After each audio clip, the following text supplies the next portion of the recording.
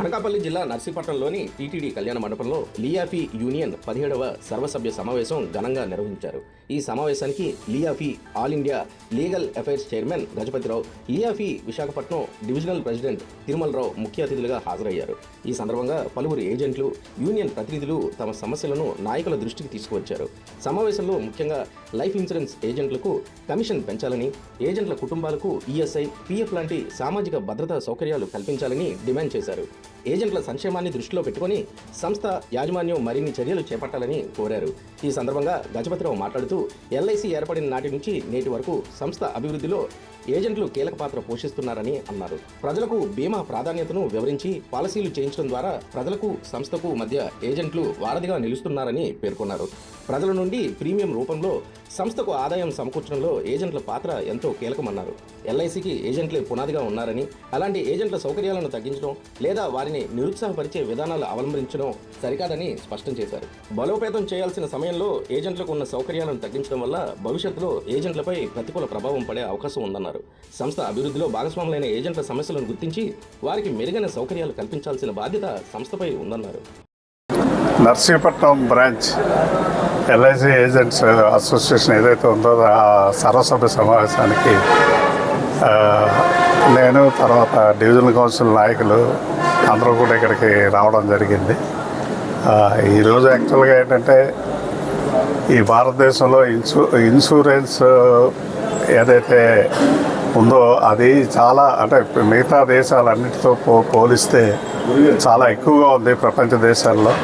Insurance కోసం ఈరోజు అనేక కంపెనీలు ఈ దేశంలోకి రావడం జరుగుతుంది.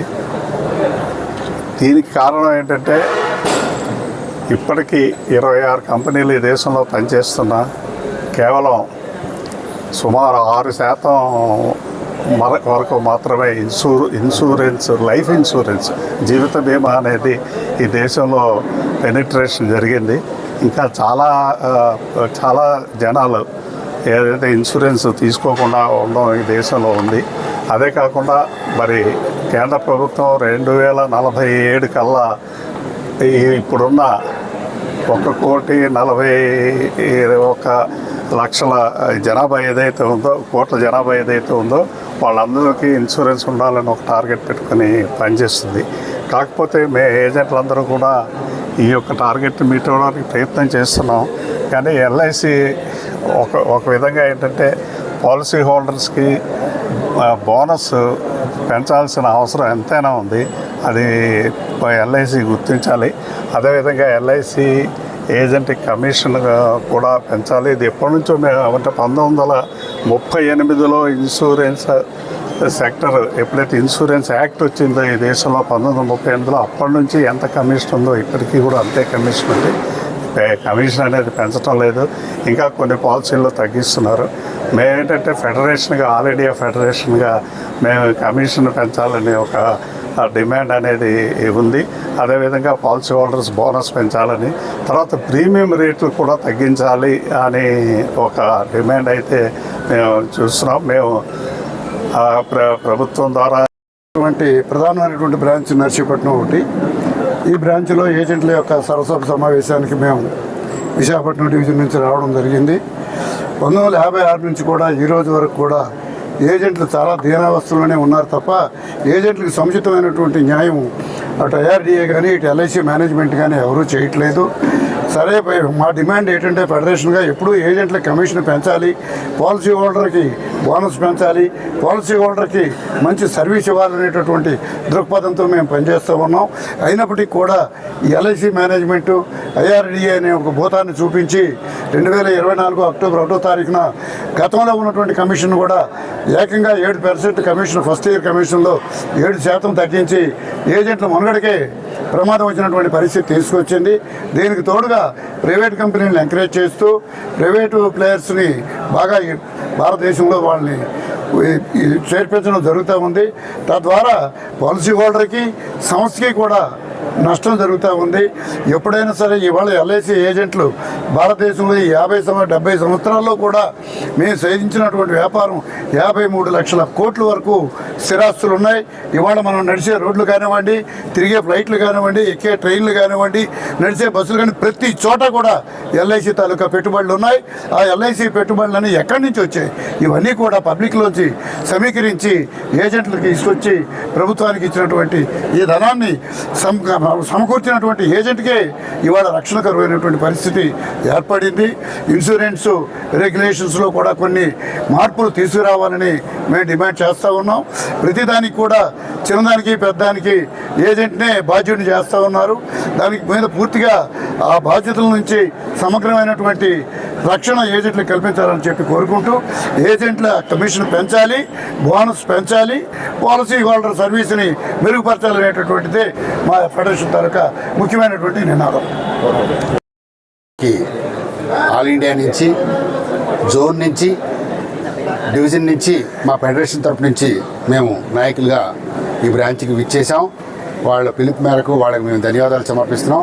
అట్లాగే దేశవ్యాప్తంగా 14 లక్షల మంది పైచీలుగా ఈ యొక్క సంస్థకి పనిచేస్తున్నాం.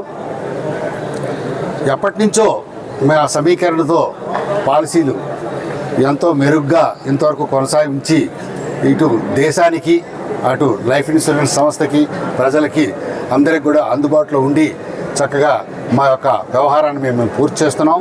అయినప్పటికీ కూడా మాకు తీరని కోరికలు చాలా ఉన్నాయి మా దాంట్లో సంస్థ పరంగా. అలాగే గవర్నమెంట్ పరంగా ఈరోజు ఎన్నో ప్రైవేట్ సంస్థలకు అనుమతినిచ్చి మాకు పోటీతత్వాన్ని పెంపొందించారు. తద్వారా మాకు సరైన రక్షణ వ్యవస్థ లేదని చెప్పేసి మేము చాలా దఫాలుగా మేము గవర్నమెంట్కి అయితేనేమి ఈరోజు మా సంస్థకు కానీ మేము తెలియపరుస్తున్నాం. ఎందుకంటే మాకు ఒక పిఎఫ్ లేదు, అట్లాగే లేబర్ యాక్ట్ ప్రకారంగా కూడా ఏ రకమైనటువంటి ఫెసిలిటీస్ లేవు, అలాగని సాంఘికంగా కూడా ప్రత్యేకమైనటువంటి రాయితీలు ఏమీ లేవు. కేవలం ఈ సంస్థలో అంటే 10,000 రూపాయలు నెలకు సంపాదించుకునే వ్యక్తి ఉన్నాడు, 10 లక్షలు సంపాదించుకునే వ్యక్తి ఉన్నాడు. ఈ 10 లక్షలు సంపాదించుకునే వ్యక్తి రాయితీ ఉన్నా లేకపోయినా పర్వాలేదు, కానీ ఈ 10,000 నెలకు తెచ్చుకొని 2,000 తెచ్చుకొని 3,000 తెచ్చుకొని దీని మీద డిపెండ్ అయినటువంటి వ్యక్తికి, ఒక ఏజెంట్కి సరైన రాయితీలు కానీ ఒక రకమైనటువంటి రక్షణ వ్యవస్థ లేకపోతే ఈరోజు పరిస్థితి ఎలా ఉంటుందో మేము అందరం అర్థం చేసుకోవాలి. దీని మీద దపదపాలుగా మేము కేంద్రానికి, ఇటు సంస్థకి మేము తెలియపరిచాం. కానీ మాకు ఇంకా పరిపూర్ణమైనటువంటి మాకు ఈ రక్షణ వలయంలో తీసుకురావట్లేదని చెప్పేసి మేము ఇప్పటికీ ఇబ్బంది పడుతున్నాం. ఈ గవర్నమెంటు అట్లాగే ఈ సంస్థ మమ్మల్ని రక్షించుకున్నట్లయితే సంస్థ మరొక 100 ఏళ్ల పాటు మంచి ఉత్పన్నమైనటువంటి దశలో వెళ్తుందని చెప్పేసి ఈ యొక్క అందరి ముందు మేము తెలియపరుస్తున్నాం. Thank you. లియాఫీ ఆర్గనైజేషన్ అంటే agents union federation of India అనేటువంటి లియాఫీ ఆర్గనైజేషను 17వ సర్వసభ్య సమావేశాన్ని జరుపుకోవడం జరుగుతుంది. ఈ సమావేశానికి ఆల్ ఇండియా నుంచి, అలాగే జోన్ నుంచి, డివిజన్ నుంచి ప్రముఖులు ఈరోజు ఈ సభకు రావడం జరిగింది. దానికి మేము చాలా అభినందిస్తున్నాం. అలాగనే ఈరోజు నర్సీపట్నం బ్రాంచ్ 37 సంవత్సరాలు అయింది నర్సీపట్నం వచ్చి, అంటే నర్సీపట్నం బ్రాంచ్ పెట్టి. ఈ 37 సంవత్సరాల నుంచి కూడా లియాఫీ అనేటువంటి యూనియన్నే ఇక్కడ మ్యాక్సిమము మేనేజ్మెంట్ తోటి ఏజెంట్స్ కావాల్సినటువంటి అసౌకర్యాల్ని ప్రశ్నిస్తూ ఏజెంట్స్కి మంచి సర్వీస్ ఇచ్చే విధంగా ఈ 35 సంవత్సరాలు ఒక లియాఫీ అనేటువంటి ఈ ఆర్గనైజేషన్ ఇప్పటివరకు పనిచేయడం జరిగింది. మధ్యలో ఎన్నో యూనియన్స్ రావచ్చు, వదిలిపెట్టండి. కానీ ప్రస్తుతం 37 సంవత్సరాలు కూడా ఈ నర్సీపట్నంలో సమస్యల గురించి పోరాడింది అంటే లియాఫీ యూనియన్ అని మీ అందరికీ ఒకసారి తెలియపరుచుకుంటూ, ఈరోజు 17వ సర్వసభ్య సమావేశం జరుపుకుంటున్నాం అంటే మీ అందరూ అర్థం చేసుకోండి.